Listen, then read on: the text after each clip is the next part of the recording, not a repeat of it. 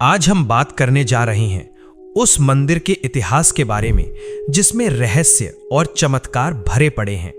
और उन रहस्यों और चमत्कारों की लिस्ट बनाई जाए तो वो भी कम पड़ती है। और वो मंदिर और कोई नहीं, दुनिया का सबसे अमीर मंदिर तिरुपति बालाजी मंदिर है। हाँ, आप सही सुन रहे हैं, दुनिया का सबसे अमीर मंदिर है, क्योंकि इस मंदिर की कुल संपत्ति 2.5 लाख करोड़ से भी ज्यादा है। और कुछ रिपोर्ट्स इशारा करती हैं कि ये संपत्ति 5 लाख करोड़ के करीब पहुंच चुकी है। और इसके साथ ही इस मंदिर में हर महीने 300 से 400 करोड़ रुपए का दान प्राप्त होता है। तो क्या कारण है कि इस मंदिर में भक्त इतना दान देते हैं? लोगों का कहना है कि भगवान कर्ज में डूबे हुए हैं। भगवान का कर्ज चुकाने के लिए इस मंदिर में भक्त इतना दान देते हैं। परंतु भगवान कर्ज में क्यों डूबे हुए हैं? इसके साथ ही इस मंदिर के ऐसे भी रहस्य हैं जो बहुत ही चमत्कारी हैं। जैसे मंदिर के गर्भगृह में हमेशा पंखा चलता रहता है, जिस वजह से यहाँ का तापमान हमेशा 20 डिग्री सेल्सियस रहता है।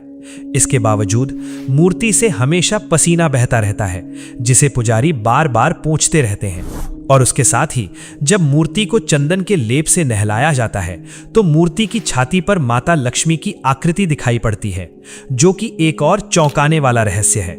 परंतु ये रहस्य तो कुछ भी नहीं, मंदिर के ऐसे ऐसे रहस्य हैं जिनकी आप कल्पना भी नहीं कर सकते। कहा जाता है कि इस मंदिर से भगवान तक जाने का रास्ता है। हाँ, आप सही सुन रहे हैं, क्योंकि मूर्ति का पिछला हिस्सा देखना सख्त मना है। और मंदिर के पीछे कुछ गुप्त सुरंगें हैं जो कि दूसरी दुनिया से जुड़ती हैं। 1937 में एक पुजारी रामानुजाचार्य ने इस मूर्ति के पीछे की सच्चाई को देखने का प्रयास किया, और जब उन्होंने देखा तो वो हैरान रह गए। आखिर ऐसा क्या था उस मूर्ति के पीछे? तो आज के वीडियो में इस मंदिर के इतिहास के साथ साथ हम इस मंदिर के रहस्यों के बारे में भी जानेंगे। जैसे ये दुनिया का सबसे अमीर मंदिर क्यों है, और भगवान वेंकटेश्वर कर्ज में क्यों माने जाते हैं, मूर्ति के स्वयं प्रकट होने की सच्चाई क्या है। इसके साथ ही मंदिर के नीचे हाई सिक्योरिटी वोल्ट में क्या रखा हुआ है, जिसकी सिक्योरिटी आरबीआई से भी ज्यादा सुरक्षित है। और मूर्ति के पास जाने पर समुद्र जैसी आवाज आती है, उसका क्या रहस्य है। कहा जाता है कि इस मंदिर में हर दिन 3 लाख से 8 लाख लड्डू बनते हैं, और सारे लड्डू वजन में एक समान होते हैं, और लड्डू का स्वाद भी एक जैसा होता है। लेकिन चौंकाने वाली बात यह है कि इनको बनाने में इस्तेमाल होने वाली सारी सामग्रियां एक रहस्यमयी गांव से आती हैं, जो कि इस मंदिर से 23 किलोमीटर दूर है। और इस गांव का पता आज तक कोई नहीं लगा पाया। कई लोगों ने इस गांव तक पहुंचने की खूब कोशिश की, परंतु उन्हें ये गांव आज तक नहीं मिला। आखिर इसके पीछे का क्या रहस्य है? तथा मंदिर की मूर्ति के सामने एक दीपक जलाया जाता है। कहा जाता है कि यह दीपक 1000 वर्षों से जल रहा है, वो भी बिना तेल के।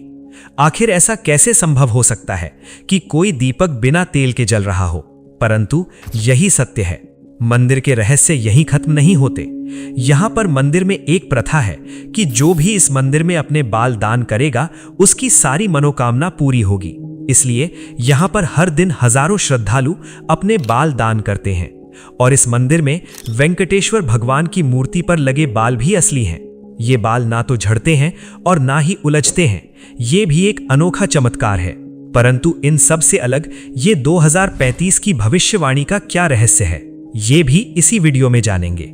ऐसे और भी रहस्य हैं जो इस मंदिर को इतना चमत्कारी बनाते हैं कि लाखों करोड़ों में भक्त दर्शन करने आते हैं। इसलिए आज हम इस मंदिर के सारे रहस्य जानेंगे। परंतु इन सभी रहस्यों को जानने से पहले हम इस मंदिर का पूरा इतिहास आपको समझाएंगे, जिससे एक एक करके सारे रहस्य अपने आप सामने आते जाएंगे। तो अंत तक हमारे साथ बने रहें। तो अगर आपने अभी तक इस चैनल को सब्सक्राइब नहीं किया है तो अभी सब्सक्राइब जरूर कर दीजिए, और इस वीडियो को लाइक करके कमेंट में जय तिरुपति बालाजी लिखें, क्योंकि हम आपके लिए अफवाहों नहीं बल्कि सही तथ्यों, ऐतिहासिक प्रमाणों और विश्वसनीय स्रोतों के आधार पर ऐसे ही वीडियो लेकर आते हैं। आपका एक लाइक और सब्सक्राइब हमें और भी सच्ची और रिसर्च आधारित कहानियां आप तक पहुंचाने की ताकत देता है। जय तिरुपति बालाजी। पौराणिक कथाओं के अनुसार एक ऐसा समय था जब पूरी धरती संकट में थी। पूरी धरती पर चारों ओर जल ही जल था। कहा जाता है कि आकाश के बादल फट जाने से ऐसी वर्षा हुई कि पूरी धरती जल में डूब गई। इन सब को देखकर सभी देवी देवता भगवान विष्णु के पास गए और उनसे मदद मांगी। भगवान विष्णु ने आदि वराह का अवतार धारण किया और पृथ्वी पर चले गए। उन्होंने पूरी पृथ्वी को जल के प्रकोप से बचाया। इसके बाद ब्रह्मा जी ने विष्णु से अनुरोध किया कि आप पृथ्वी पर ही रहो जब तक कि पृथ्वी का संतुलन वापस पहले जैसा नहीं हो जाए। इसके बाद भगवान विष्णु ने अपना दिव्य स्वरूप धारण कर लिया और पृथ्वी पर ही भूदेवी के साथ तिरुमला की पहाड़ियों पर रहने लगे। कई सालों तक उन्होंने धर्म और कर्म का ज्ञान दिया। उसके बाद भगवान विष्णु अपने लोक वैकुंठ धाम लौट गए। अब कलयुग का समय आ चुका था, इसलिए ब्रह्मा जी को चिंता हुई कि पृथ्वी का संतुलन बिगड़ रहा है। इसलिए उन्होंने नारद जी को भेजा और कहा कि आप विष्णु से अनुरोध करो कि वो पृथ्वी पर जाएं और लोगों का कल्याण करें। जब नारद जी भगवान विष्णु के पास जा रहे थे तो उन्होंने देखा कि कुछ ऋषि मुनि एक गंभीर विषय पर चर्चा कर रहे थे, परंतु उन्हें निर्णय लेने में कठिनाई आ रही थी।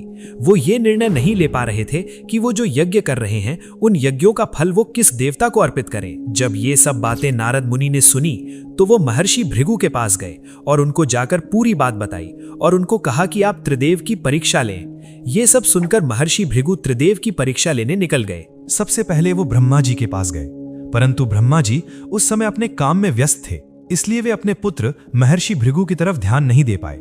इसलिए महर्षि भृगु क्रोधित होकर वहां से निकल गए। उसके पश्चात वो भगवान शिव के पास पहुंचे। वहां पर पहुंचने के बाद भगवान शिव ने उन्हें देखा और वो बहुत प्रसन्न हुए।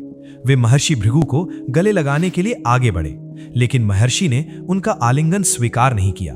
उन्होंने कहा कि हे महादेव, आपने राक्षसों और असुरों को ऐसे वरदान दिए हैं कि धर्म और वेदों का हमेशा अपमान हुआ है। आपके वरदानों से हमेशा संपूर्ण सृष्टि संकट में पड़ी है। ये सब सुनकर भगवान शिव बहुत क्रोधित होते हैं, लेकिन माता पार्वती की वजह से वो शांत रहते हैं और महर्षि वहां से निकल जाते हैं। अब वे वैकुंठ की तरफ जाते हैं। वहां जाकर देखते हैं कि भगवान विष्णु शयन मुद्रा में हैं और माता लक्ष्मी उनके चरण दबा रही हैं। ये देखकर महर्षि भृगु बहुत क्रोधित होते हैं और वे भगवान विष्णु की छाती पर जोर से लात मारते हैं। लात मारने की वजह से भगवान विष्णु की नींद खुल जाती है और वे क्रोधित न होकर महर्षि भृगु के पैर दबाने लगते हैं और बोलते हैं कि मेरे कठोर हृदय से आपके कोमल पैर में चोट तो नहीं लगी। ये सब सुनकर महर्षि भृगु का क्रोध तुरंत शांत हो जाता है। भगवान विष्णु की इस विनम्रता और सहनशीलता से महर्षि भृगु बहुत प्रसन्न होते हैं और वो निर्णय लेते हैं कि अब से सभी यज्ञों का फल केवल भगवान विष्णु को ही अर्पित किया जाएगा। भगवान विष्णु ने तो महर्षि भृगु को क्षमा कर दिया, लेकिन माता लक्ष्मी ने इसे बहुत बड़ा अपमान माना, क्योंकि भगवान विष्णु के हृदय में माता लक्ष्मी भी निवास करती हैं। इसलिए उन्होंने भगवान विष्णु से कहा कि आप महर्षि भृगु को इस अपमान की सजा दें, लेकिन भगवान विष्णु ने मना कर दिया। इससे माता लक्ष्मी क्रोधित होकर वैकुंठ छोड़कर पृथ्वी पर चली गईं और कोल्हापुर में तपस्या शुरू कर दी। माता लक्ष्मी के जाने से विष्णु भगवान बहुत दुखी हो गए। उन्हें वैकुंठ अब सूना लगने लगा था, इसलिए वे भी वैकुंठ छोड़कर माता लक्ष्मी की खोज में पृथ्वी पर आ गए। वे कई दिनों तक जंगलों, नदियों और पर्वतों पर माता लक्ष्मी को खोजते रहे, लेकिन उनका कहीं पता नहीं चला। थक हार कर भगवान विष्णु वेंकटेश्वर पर्वत पर एक वृक्ष के नीचे स्थित विशाल चींटी के बने हुए बिल में आराम करने लगे। जब उनको इस दशा में ब्रह्मा जी और महादेव ने देखा तो वो विचलित हो गए। उन्होंने सोचा कि हमें भगवान विष्णु की मदद करनी चाहिए, इसलिए उन्होंने एक गाय और वछड़े के रूप में अपना अंश पृथ्वी पर भेजा। अब वो गाय और वछड़ा माता लक्ष्मी के पास गए। माता लक्ष्मी ने उन दोनों को साथ लिया और उनको उस समय के शासक चोल राजा को सौंप दिया। राजा ने उस गाय और बछड़े को अपने चरवाहे के पास छोड़ दिया। कई दिनों तक गाय ने दूध दिया, लेकिन एक दिन ऐसा आया कि गाय ने दूध देना बंद कर दिया। और जब चरवाहे ने देखा कि गाय रोज कुछ देर के लिए कहीं चली जाती है, तो एक दिन चरवाहे ने गाय का पीछा किया। उसने देखा कि गाय तिरुमला की पहाड़ियों पर एक पेड़ के नीचे चींटी के बिल में अपना सारा दूध गिरा देती है। जब ये सब वो देखता है तो क्रोध में आकर गाय की तरफ कुल्हाड़ी फेंक देता है। गाय की तरफ कुल्हाड़ी आता देखकर भगवान विष्णु स्वयं गाय को बचाने सामने आ जाते हैं और कुल्हाड़ी भगवान विष्णु के सर पर जाकर लगती है। इससे क्रोधित होकर भगवान विष्णु ने उस चरवाहे को मृत्युदंड दे दिया। जब राजा को यह बात पता चली तो राजा बहुत डर गया, परंतु भगवान विष्णु ने कहा कि सेवक के पाप में उसके स्वामी की भी भागीदारी होती है। इसलिए उन्होंने राजा को श्राप दिया कि वो अगले जन्म में राक्षस की भांति जिएगा। अब राजा क्षमा मांगने लगा, तब जाकर भगवान विष्णु का क्रोध शांत हुआ और भगवान विष्णु ने उसे वरदान दिया कि अगले जन्म में तुम आकाश राजा बनोगे और तुम्हारी एक पुत्री होगी जिसका नाम पद्मावती होगा, जिसका विवाह मेरे ही अंश यानी कि स्वयं वेंकटेश्वर से होगा। इसके बाद राजा का पुनर्जन्म आकाश राजा के रूप में होता है और उनके एक पुत्री होती है जिसका नाम पद्मावती रखा जाता है। दूसरी तरफ भगवान विष्णु ने वकुला देवी के घर में श्रीनिवास के रूप में जन्म लिया, जो कि एक बहुत गरीब परिवार था। अब समय बीतता गया और दोनों की युवावस्था प्रारंभ हो गई। एक दिन पद्मावती अपनी सहेलियों के साथ घूम रही थी। अचानक एक जंगली हाथी ने उस पर हमला कर दिया, लेकिन श्रीनिवास ने उसकी उस जंगली हाथी से रक्षा की। इसके बाद वे दोनों एक दूसरे को प्रेम करने लगे। जब श्रीनिवास ने अपनी मां को यह बात बताई तो उसकी मां ने आकाश राजा के पास अपने पुत्र के विवाह के लिए प्रस्ताव रखा। पहले तो आकाश राजा ने विवाह के लिए मना कर दिया, लेकिन एक दिन भगवान विष्णु उसके सपने में आए और उसे विवाह के लिए आदेश दिया, जिस वजह से आकाश राजा विवाह के लिए मान गया। क्योंकि श्रीनिवास एक गरीब परिवार से था तो उसके पास धन की कमी थी, इसलिए उसने कुबेर से ऋण लिया और वचन दिया कि वो ये कर्ज कलयुग के अंत तक चुका देगा। इसी कारण आज भी भगवान वेंकटेश्वर को कर्ज में डूबा हुआ माना जाता है। इसलिए यहाँ आने वाले श्रद्धालु अपनी कमाई का कुछ हिस्सा भगवान को दे देते हैं ताकि वो अपना कर्ज जल्दी से जल्दी चुका सके। इसके बाद श्रीनिवास और पद्मावती का विवाह हो जाता है। जब ये बात माता लक्ष्मी को पता लगती है तो वो तुरंत पद्मावती के पास जाती हैं और पद्मावती व माता लक्ष्मी में विवाद हो जाता है। विवाद को बढ़ते देखकर श्रीनिवास मूर्ति में बदल जाते हैं और यही मूर्ति आज तिरुपति बालाजी में पूजी जाती है। भगवान विष्णु को इस मूर्ति में देखकर माता लक्ष्मी व पद्मावती भी इस मूर्ति में समा जाती हैं और इसी वजह से आज भी जब भगवान वेंकटेश्वर को चंदन का लेप किया जाता है और स्नान कराया जाता है तो उनकी छाती पर माता लक्ष्मी व पद्मावती की छवि दिखाई देती है। इसी वजह से भगवान को स्नान कराने के बाद पुजारी उन्हें नीचे धोती और ऊपर साड़ी पहनाकर सजाते हैं। देखो, इसके बाद हमें कुछ रहस्य तो पता चलते हैं, परंतु अभी भी कई ऐसे रहस्य हैं जिनके बारे में हमें पता नहीं है। तो हम उन रहस्यों के बारे में जानेंगे, जैसे ये 7 गुप्त सुरंगों का क्या रहस्य है। कहा जाता है कि इन 7 गुप्त सुरंगों में से 3 प्रमुख हैं। 1 ब्रह्मास्त्र सुरंग, 2 स्वर्ण बंदर मार्ग और 3 काला पानी सुरंग। इन सुरंगों की अलग अलग कहानी है, लेकिन आधिकारिक रिपोर्ट में इनकी कोई जानकारी नहीं मिलती है। अब ये सत्य है या झूठ, इसका कोई अनुमान नहीं लगाया जा सकता। कहा जाता है कि ब्रह्मास्त्र सुरंग में ऐसा कोई दिव्य अस्त्र छिपा है जो बहुत ही शक्तिशाली है। दूसरी ओर स्वर्ण बंदर मार्ग में खजानों का जिक्र किया है और काला पानी सुरंग में कोई काला पानी जैसा तरल पदार्थ भरा हुआ है। परंतु ये सब सच है या झूठ, इसका कोई अनुमान नहीं लगाया जा सकता, क्योंकि इसकी कोई आधिकारिक रिपोर्ट नहीं है। इसलिए इन 7 सुरंगों का रहस्य हम सच नहीं मान सकते। लेकिन इसके अलावा भी ऐसे खूब रहस्य हैं जो हमारे को चौंका देते हैं। जैसे इस मंदिर में बाल क्यों दान किए जाते हैं। इसकी कहानी यूं है कि जब उस चरवाहे ने कुल्हाड़ी मारी थी और वो भगवान विष्णु जी के सिर पर जाकर लगी थी, तब भगवान विष्णु जी के कुछ बाल कट गए थे। जब गंधर्व राजकुमारी नीला देवी ने यह देखा तो उन्होंने बिना कुछ सोचे समझे अपने बाल काटकर भगवान विष्णु को अर्पित कर दिए। एक स्त्री के बाल उसके लिए बहुत ही कीमती होते हैं। जब ये बलिदान भगवान विष्णु ने देखा तो उन्होंने नीला देवी को वरदान दिया कि तिरुपति में आकर कोई भी अपने बाल दान करेगा, उसकी सारी मनोकामनाएं पूरी हो जाएंगी। इसी कारण हर साल करोड़ों लोग बालों का दान करते हैं। इन बालों से विग्स और एक्सटेंशंस बनते हैं, जिनको विदेशों में बेचा जाता है और महीने के 20 लाख तक की कमाई होती है। माना जाता है कि मूर्ति पर जो बाल लगे हुए हैं वो आज भी नीला देवी के बाल ही हैं। वो ना झड़ते हैं और ना ही उलझते हैं। इसके साथ ही एक और रहस्य ये है कि मंदिर की मूर्ति से निरंतर गर्मी और पसीना निकलता रहता है। वहां का तापमान 20 डिग्री सेंटीग्रेड होने के बावजूद भी नमी रहती है और मूर्ति के पास से समुद्र जैसी गूंजती आवाज आती है। भक्तों का मानना है कि ये आवाज वैकुंठ से आती है और साइंटिस्टों के अनुसार मूर्ति में यूरेनियम व थोरियम जैसे तत्व होने की वजह से रेडियो एक्टिव एनर्जी वेव्स निकलती हैं, जिसके कारण ये आवाज आती है। लेकिन इसका अभी तक कोई सही प्रमाण नहीं मिला है। और हर गुरुवार अभिषेक के समय मूर्ति के हृदय से माता लक्ष्मी की आकृति स्पष्ट दिखाई पड़ती है। परंतु कुछ रहस्य ऐसे हैं जिनका प्रमाण अभी तक नहीं मिला है। जैसे मूर्ति के पीछे देखना सख्त बना है। कहा जाता है कि मूर्ति के पीछे से वैकुंठ तक का मार्ग है। कई लोगों का कहना है कि एक रात मंदिर के इतिहास में हमेशा के लिए दर्ज हो गई। उस रात एक युवा पुजारी रामानुजाचार्य सिर्फ अपनी जिज्ञासा के कारण भगवान की मूर्ति के पीछे गया और वहां पर कुछ देखने की कोशिश की, लेकिन उसको कहां पता था कि उसकी ये जिज्ञासा उसको इतना बड़ा दंड देगी। अगली सुबह हुई तो मंदिर के कपाट खोले गए और देखा जाता है कि उस पुजारी की आंखों की रोशनी चली गई और उसकी आवाज भी नहीं आ रही थी। कहते हैं कि वो लकवाग्रस्त हो गया। इसका उल्लेख मंदिर के प्राचीन अभिलेखों में भी किया गया है। अब सवाल ये है कि ये एक संयोग था या कोई ईश्वरीय शक्ति जिसे देख पाना इंसान के बस की बात नहीं है, क्योंकि इसका उल्लेख कई हिंदू ग्रंथों में मिलता है। इन ग्रंथों के अनुसार मूर्ति का पिछला हिस्सा वैकुंठ के द्वार से जोड़ा गया है, जहां से आध्यात्मिक लोक और भौतिक संसार आपस में जुड़ते हैं। परंतु इसका हमें आधिकारिक प्रमाण नहीं मिला। पर कुछ ऐसे भी रहस्य हैं जो साइंस को भी चुनौती देते हैं, जैसे मंदिर में 1000 साल से जलता हुआ दीपक जो बिना तेल के जलता है। माना जाता है कि कृष्णदेव राय ने इसको जलाया था। कई रिसर्च के अनुसार इसमें अमृत तुल्य तेल जो हिमालयी औषधियों से बना होता है तथा इसकी बाती देवदार की छाल से बनाई गई है और परफेक्ट वेंटिलेशन सिस्टम ने इसको आज तक जलता हुआ रखा है। परंतु इसका भी एग्जैक्ट प्रूफ नहीं है। लेकिन ऐसा ही एक दीपक केदारनाथ मंदिर में भी जल रहा है और वो दीपक केदारनाथ मंदिर के कपाट बंद होने से 6 महीने बाद कपाट खुलने तक जलता रहता है। इसका रहस्य जानने के लिए आई बटन पर दिए गए वीडियो पर क्लिक करें।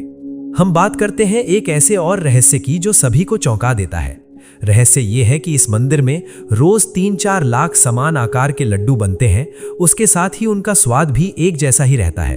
वहां के लोगों का कहना है कि एक बार एक वृद्ध औरत ने ये लड्डू भगवान को अर्पित किया था और उसके बाद वो औरत किसी को नहीं मिली। माना जाता है वो स्वयं माता लक्ष्मी थी, इसलिए आज भी वैसा ही लड्डू बनाया जाता है। और लोगों का कहना है कि यहाँ पर चढ़ाई जाने वाली हर चीज किसी दूसरे गांव से आती है जो इस मंदिर से 23 किलोमीटर दूर स्थित है। लेकिन आज तक इस गांव का पता कोई नहीं लगा पाया। कई लोगों ने इस गांव को ढूंढने की कोशिश की, लेकिन उनको कहीं नहीं मिला।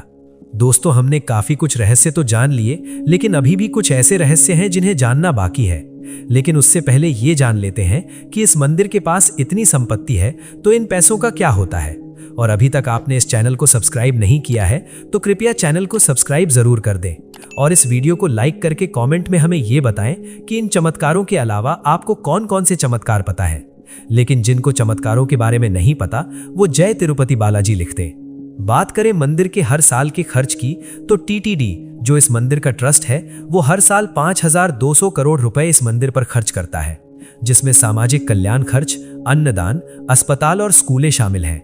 जिसमें अन्नदान पर प्रतिदिन 1 से 2 लाख रुपए खर्च होते हैं, जहां भक्तों को मुफ्त भोजन दिया जाता है जो 24/7 चलता है। इसके बाद बात करें अस्पतालों की तो इस मंदिर के पास 20 से ज्यादा अस्पताल और मेडिकल कॉलेज है। वहां पर भी गरीबों का मुफ्त इलाज किया जाता है। इसके अलावा तिरुपति बालाजी मंदिर के पास शिक्षा में बहुत सारी स्कूलें और कॉलेज हैं, जिनमें वैदिक यूनिवर्सिटी भी शामिल है। यहाँ पर स्कूलों और कॉलेजों की संख्या लगभग 250 से ज्यादा है, जिसमें 30,000 से ज्यादा छात्र पढ़ते हैं और कई बच्चों को मुफ्त में पढ़ाया जाता है। इसलिए इनका सब खर्चा 5200 करोड़ के आसपास होता है। इसके अलावा और भी कई सामाजिक कल्याण कार्यों में मंदिर का योगदान है। पर सबसे बड़ा सवाल यह है कि जब इस मंदिर का खर्चा इतना ज्यादा है तो इस मंदिर के पास इतना रुपया कैसे बचा रहता है और ये मंदिर लगातार अमीर कैसे बनता जा रहा है। इसका कारण यह है कि 18,000 करोड़ से भी ज्यादा इसके पास एफडी पड़ा है, जिसका 800 करोड़ से ज्यादा ब्याज आता है। इसके अलावा 10,000 करोड़ शेयर मार्केट में रुपए पड़े हैं जो कि बड़ी बड़ी कंपनियों पर लगाया हुआ है, जिसका इसको बहुत ज्यादा प्रॉफिट होता है। इस प्रकार के बहुत से काम हैं जो इस मंदिर को और भी धनी बनाते हैं। इसके साथ ही हर साल श्रद्धालुओं द्वारा लाखों करोड़ों रुपए दान किया जाता है। वो अपनी कमाई का कुछ हिस्सा भगवान वेंकटेश्वर को समर्पित करते हैं और उनका कर्ज चुकाने में उनकी मदद करते हैं। इस मंदिर के पास 43,000 एकड़ से ज्यादा जमीन और प्रॉपर्टी है। इसके साथ ही 11,300 किलो सोना है, जिसमें लगभग 30 किलो सोने का मुकुट और 2.5 किलो सोने का कवच शामिल है। कई जगहों पर बताया गया है कि इस मंदिर के पास 1000 किलो सोने का मुकुट भी है, पर अभी तक इसका कोई सही प्रमाण नहीं है। फिर भी देखा जाए तो इस मंदिर के पास इतनी संपत्ति है कि यह दुनिया का सबसे अमीर मंदिर है।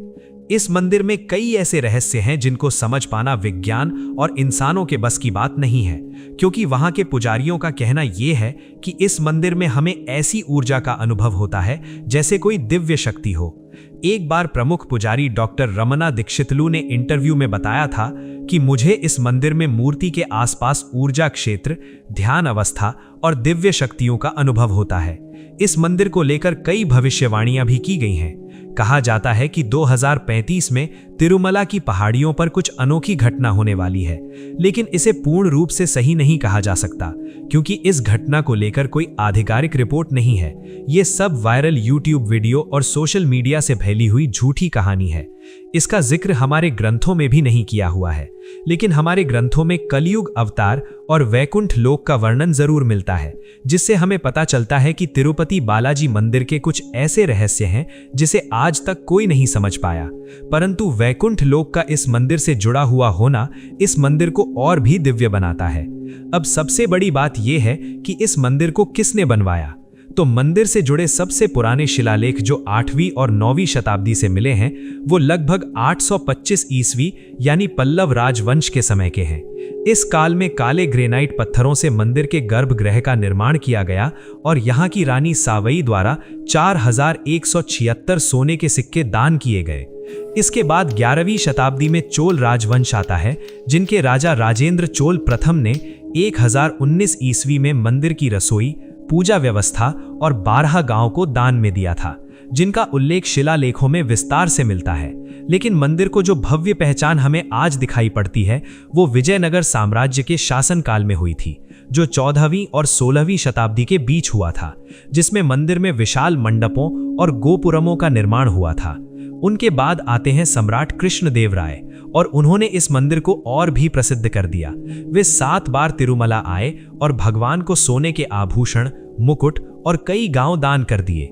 इसके साथ ही इसी काल में गोपुरमों पर सोना चढ़ाने की परंपरा शुरू हो गई। उसके बाद 18वीं शताब्दी में मराठा शासक आए और उन्होंने इस मंदिर का संरक्षण किया और उनके काल में चांदी के सिंहासन के दान का उल्लेख भी मिलता है। इन सब के बाद ब्रिटिश काल में मंदिर का संचालन महंतों और स्थानीय समितियों के हाथों में चला गया। फिर 1933 में तिरुमला तिरुपति देवस्थानम यानी TTD अधिनियम लागू हुआ, जिसके बाद मंदिर की देखरेख TTD ट्रस्ट के अंतर्गत आ गई और आज ये TTD सैकड़ों मंदिरों का संचालन और निर्माण भी करती है। इन सब को देखकर ये लगता है कि इस मंदिर का निर्माण किसी एक राजा ने नहीं करवाया। इस मंदिर का निर्माण कई सालों से चला आ रहा है, इसीलिए इसके निर्माण में कई रहस्य छुपे हुए हैं। परंतु सोचिए, भगवान श्री कृष्ण का हृदय अभी भी किसी मंदिर में धड़क रहा है, तो वो कितना बड़ा रहस्य होगा। हाँ, आप सही सुन रहे हैं, भगवान श्री कृष्ण का हृदय अभी भी पृथ्वी पर मौजूद है। उसे जानने के लिए आपको जगन्नाथ मंदिर की ये वीडियो देखनी पड़ेगी। इसलिए जाते जाते इस वीडियो को लाइक करके कमेंट में जय तिरुपति बालाजी लिखकर चैनल को सब्सक्राइब कर दें। जय तिरुपति बालाजी।